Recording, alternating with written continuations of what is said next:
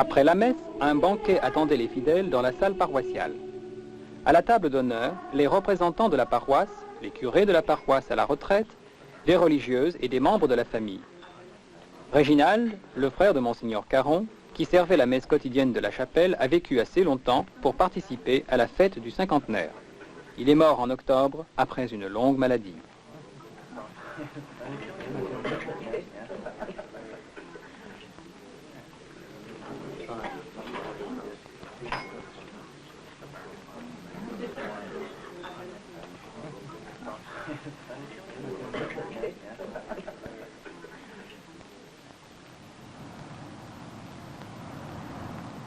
Dans le temps, les élèves du niveau secondaire occupaient une partie du deuxième étage de l'école Sainte-Catherine. Comme leur nombre augmentait, les membres du conseil scolaire de Pincourt et les contribuables ont décidé de faire construire une nouvelle école sur la rue Notre-Dame. C'est donc l'occasion d'un autre anniversaire, le 25e de la fondation de l'école.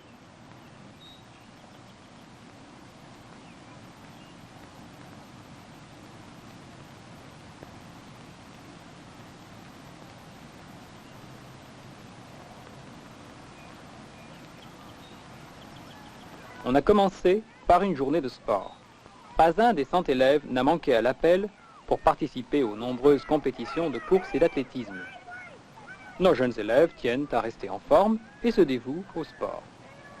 Au cours de l'année, les élèves de Pincourt se mesurent à ceux d'autres écoles d'importance égale dans le comté. Plusieurs de nos étudiants se sont distingués dans les compétitions provinciales des écoles secondaires.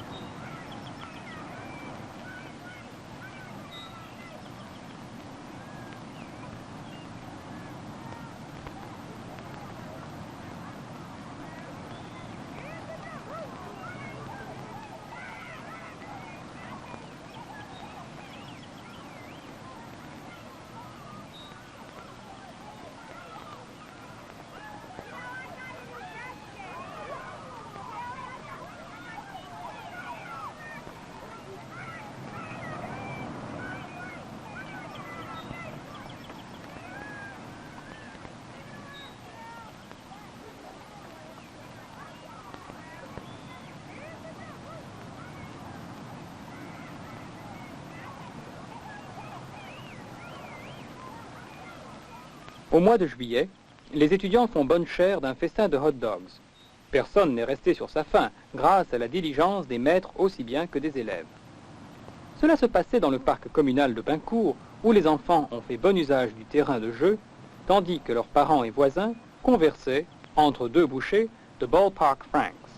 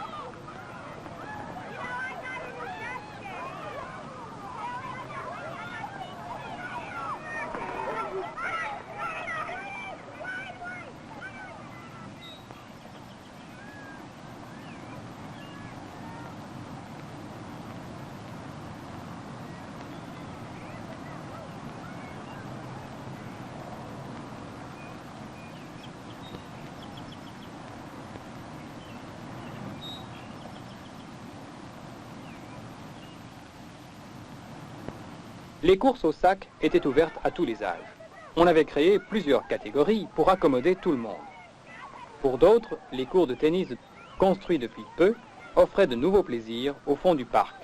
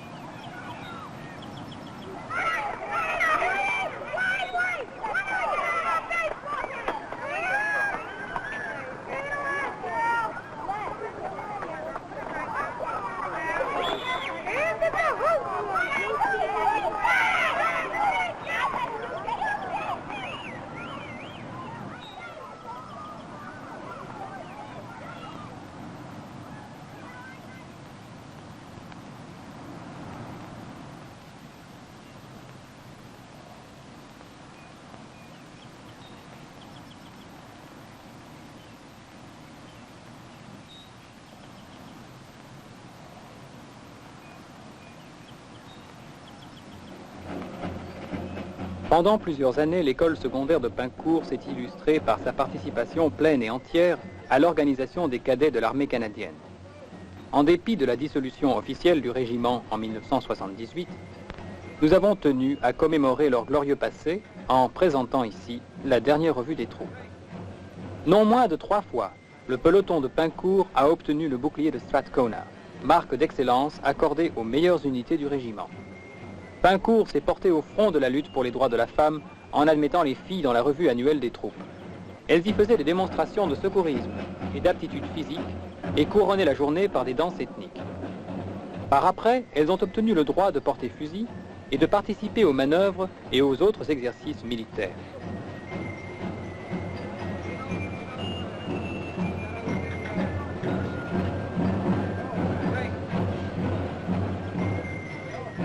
L'âme du mouvement des cadets de l'armée, M. Edmond Chauvin, est un ancien professeur à Pincourt. Rien de plus naturel donc que de retrouver Ed parmi les dignitaires qui ont passé les troupes en revue en mars dernier.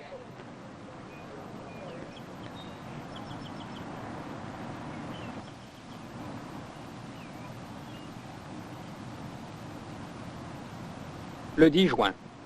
Les préparatifs et les projets de célébration du 125e anniversaire de Pincourt ont occupé la paroisse pendant toute la journée.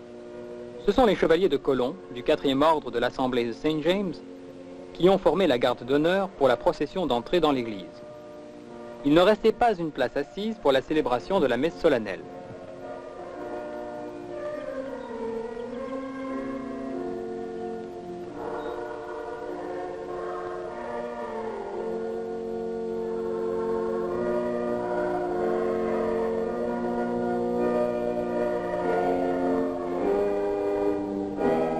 Messe concélébrée par Monseigneur Jean-Noël, Monseigneur Augustin Caron, le révérend Euclide Chevalier, le révérend Pierre Boudreau, le révérend Léo Denomie et le curé de la paroisse, le révérend Léo Charon.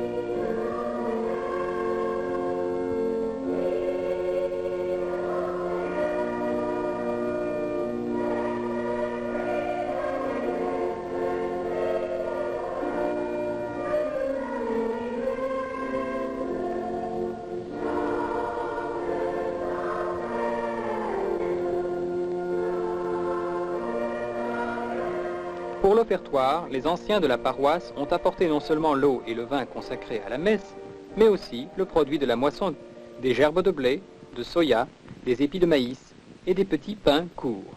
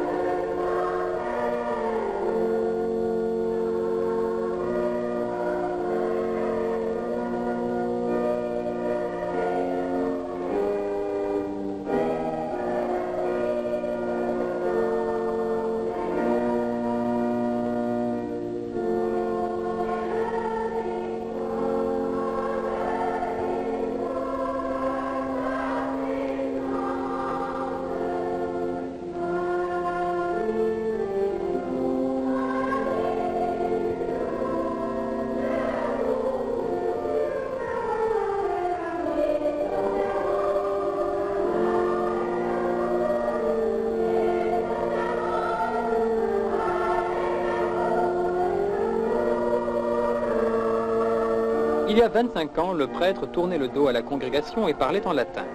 Après Vatican II, on a ôté l'autel principal et la table a été rapprochée des fidèles.